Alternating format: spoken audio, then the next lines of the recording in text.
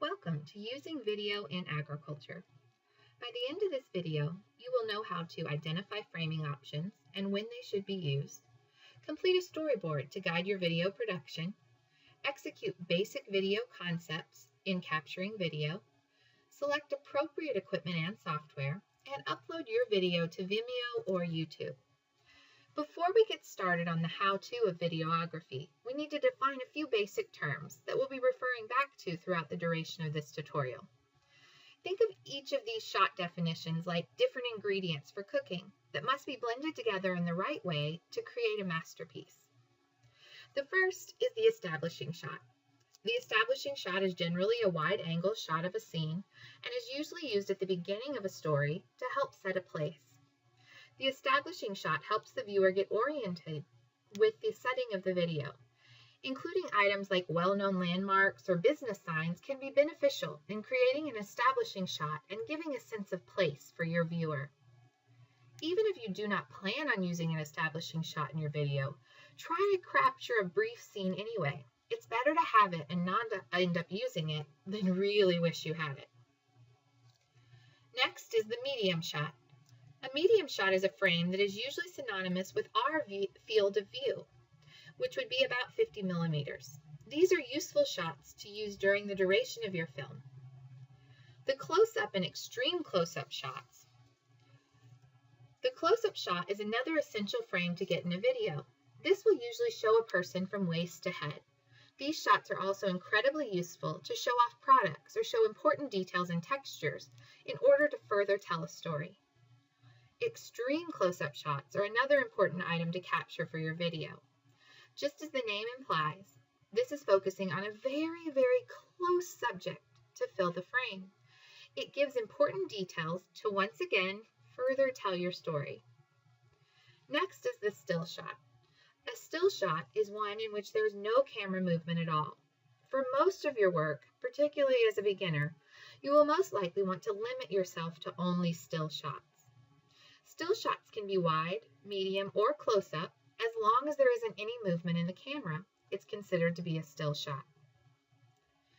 The next term is panning. Panning is the term given to the moving of the camera from side to side along the x-axis. This is usually done smoothly with as little shake or movement as possible. You really want to use these sparingly. The next term is tilting.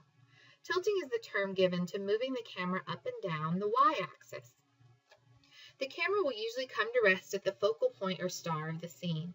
Once again, use these sparingly. Zooming is the process of movement in or out of a frame. This should be done as little as possible too. Well, now that we've covered a few definitions, let's start looking at the essentials needed for creating an engaging video. First, what is a storyboard and why is it important? Well, going back to our cooking analogy, you must have a recipe before you start cooking. You may be able to cook as you go, but having a recipe can guide you to which ingredients to add at a specific time as you continue with that cooking process to make sure everything goes smoothly. The goal of a storyboard is to outline each scene in an orderly process. More specifically, it will identify how each scene will be filmed and at what angle. You don't need a fancy computer program to create a storyboard. There are many items you can use to storyboard. You can sketch your storyboard on a piece of paper. You can also find many templates online for Microsoft Word or Google Docs. You don't need to be an artist to create an effective storyboard either. Stick figures can be just as effective as a beautiful drawing when it comes to diagramming a scene in a video. The important part is that you outline each scene in the film and include some type of visual reference. The next essential step is to use a tripod.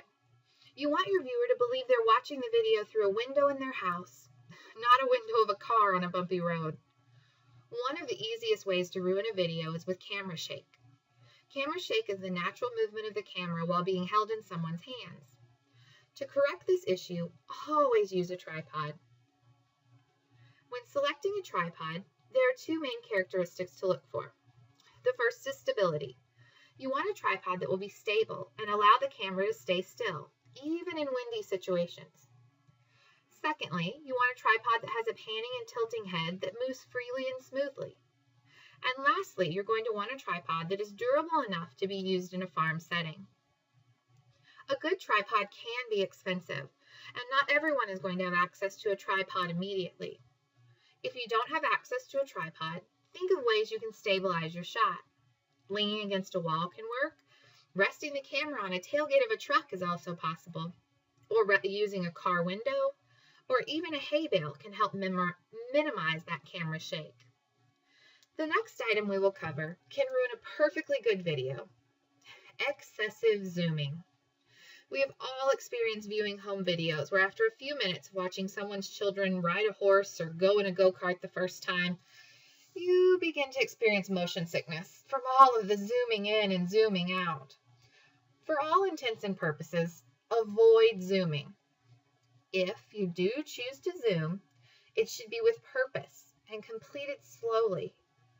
Many video editing programs can now do this in the software much better than a camera could do, so you could leave any zooming that you think you really need to do to the editing process. If you do need to change the focal length of your shot, stop recording and reposition.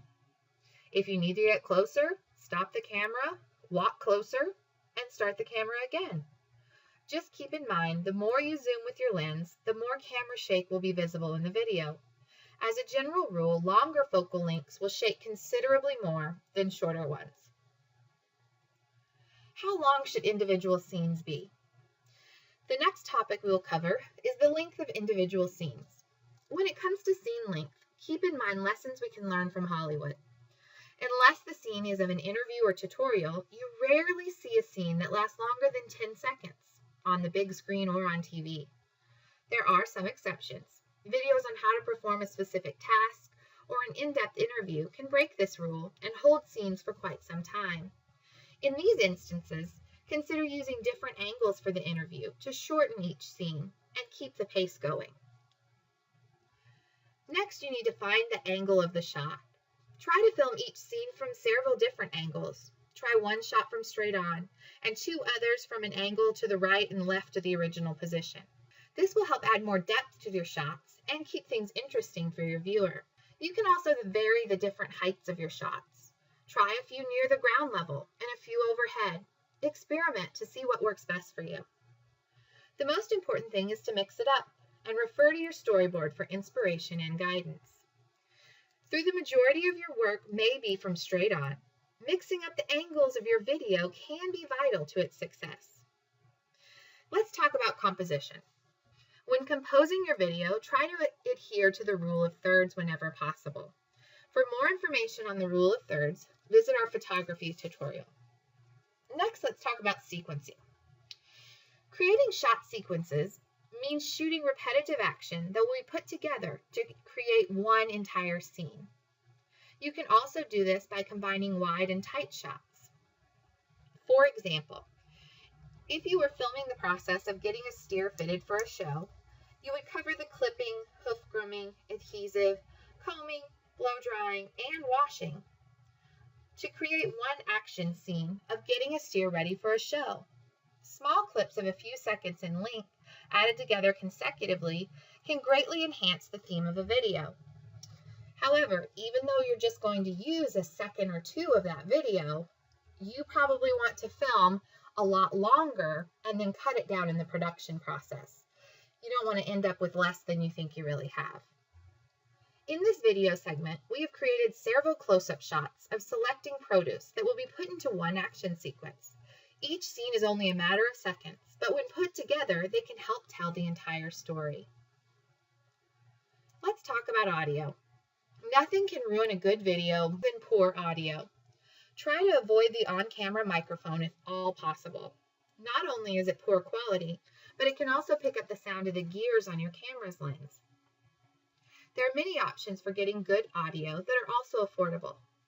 Lavalier microphones are small microphones that clip on the lapel of a jacket or onto the shirt.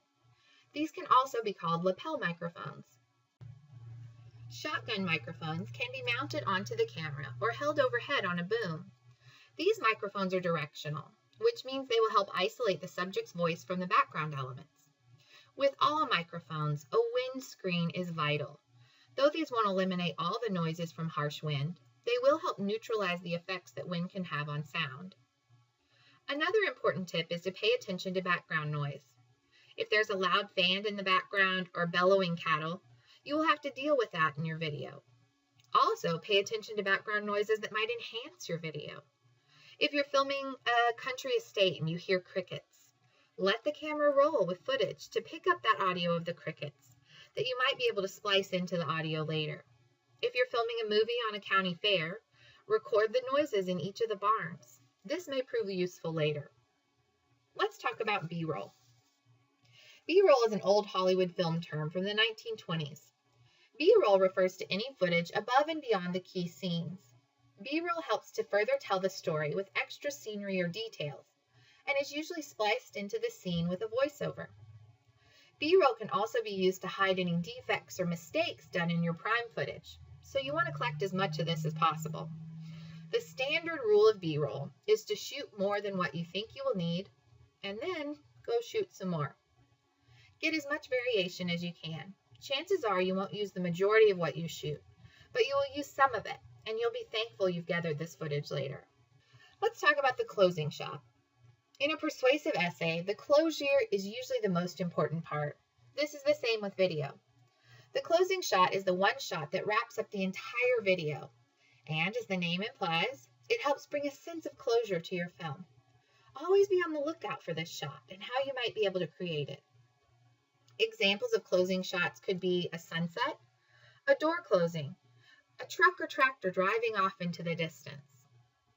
Now, let's put all of these small shots together to create a short film for a small produce farm.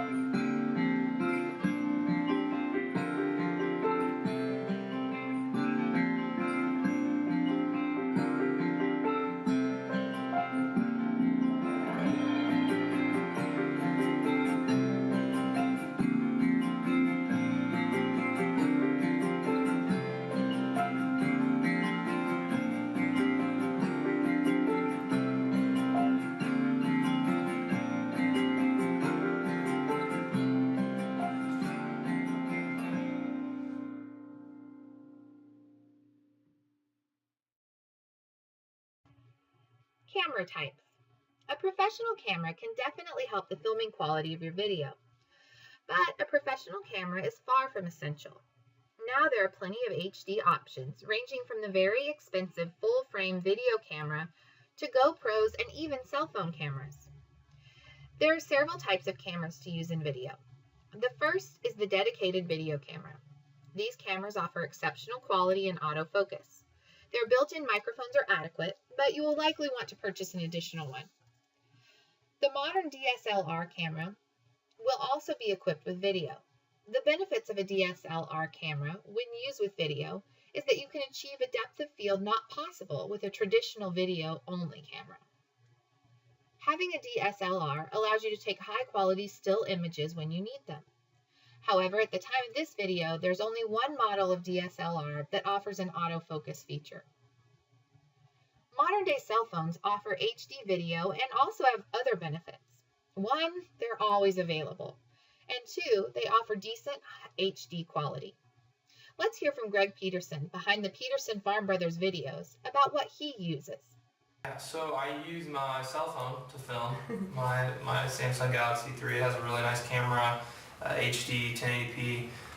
So I use that to do video. As far as audio goes, I have a professional studio microphone in my room. That's how I record audio. I edit everything on my MacBook Pro computer. So pretty, I call it simple, but I'm sure people who aren't familiar with that would call it complex. But I think it's a really simple way to do stuff, and it works for us. What software do I use for editing? Well, Premiere Pro and Final Cut are the standard for many professionals. Hollywood movies like Avatar even use Premiere in some of its production. Premiere and Final Cut are incredibly high-powered and complex systems that allow you to quickly and efficiently edit video. However, the price for the software may exceed what most might be willing to pay.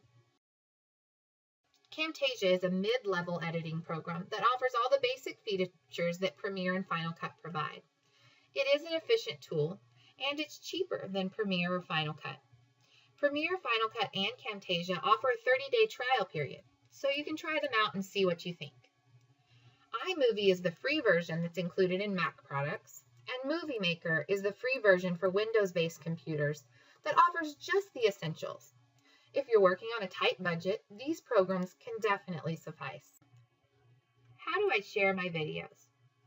Once your video is finished, you're going to want to export it in a setting that works well for the web. Most programs will have a YouTube setting to export. If your program does not have such a setting, export it to 1920 by 1080 pixels for 1080p. With new high-definition screens on iPads and new laptops, exporting to the highest quality possible is going to be even more important years down the road. There are two primary ways to share video online, through YouTube and Vimeo. Vimeo will offer the highest possible image quality online, and because of this, it is the choice of most professionals. However, it has fewer users. YouTube has the most users, and it will give your video the highest chances of bringing you traffic. Once your videos are uploaded, it's time to share on Facebook and Twitter and get the word out. For more information on how to share content on Facebook and Twitter, view Facebook and Twitter video module. Now, let's review. 1. Utilize a storyboard before you begin filming. 2. Always use a tripod or think of other ways to stabilize your camera. 3. Film from different angles. 4. Capture plenty of BRoll. You'll be glad you did later. 5. Use an aftermarket microphone like a lavalier or a boom microphone. 6. Upload your videos to Vimeo, YouTube, and Facebook. So what's next? Grab your video camera or cell phone and go tell your story.